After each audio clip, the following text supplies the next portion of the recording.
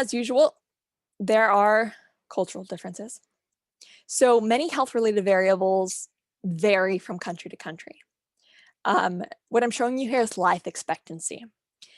So a lot of things go into things like how long we live in general, not just sedentary behavior, for instance. Things like poverty, education, medical care, nutrition, substance abuse, how wealthy the country is, etc., can play a role in what your life expectancy at birth is, how long people of your area or your demographics are likely to live to.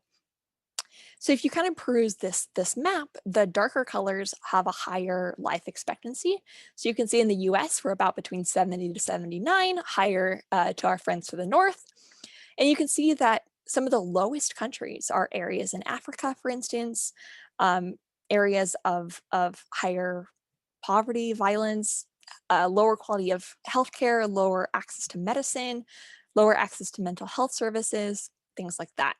So across the world, there are huge cultural differences in how healthy we are, how different things affect our health. Now, on a slightly positive note, so one last thing we're going to talk about is positive psychology, which again is another class you could take here, and is a whole course you could talk about. Positive psychology is a facet of psychology that emphasizes normal behavior and human strengths.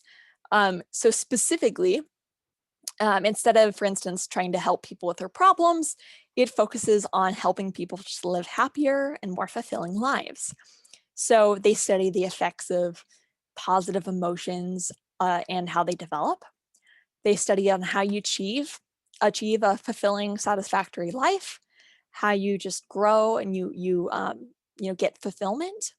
So instead of trying to repair your weakness, it focuses more on how you flourish and thrive and what your strengths are instead. And the way that this relates to stress is it decreases stress. If you're happier in general, increased happiness leads to decreased stress. That relationship at least makes sense. But it also can lead to a lot of helpful coping mechanisms.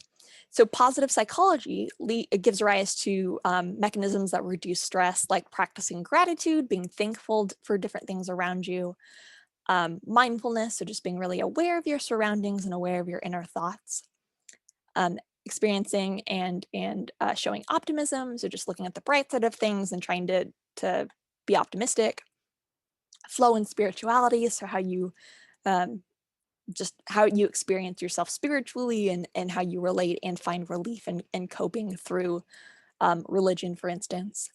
So this is just applying your strengths and nurturing those strengths in order to kind of keep your body functioning.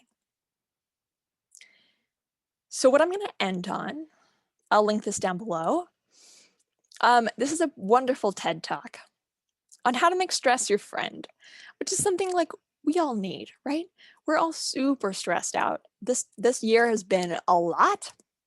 And yeah, I can tell you different coping mechanisms or things that have been researched as strategies.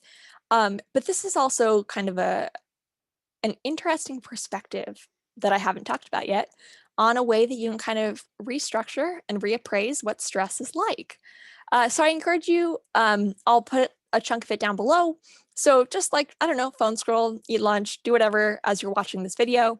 I just find it interesting and a good kind of positive way to end stress on. So with that, we're done. That's a wrap on Psych 1100, or at least like the new material we're going to cover. So you officially have all the material that we're going to need for exam 3, but also all the material in this course. So this has been fun. I will see you at our next synchronous session. We can start to review this stuff. But this has been fun, y'all. I appreciate getting to remotely asynchronously teach to you. So I will see you next time.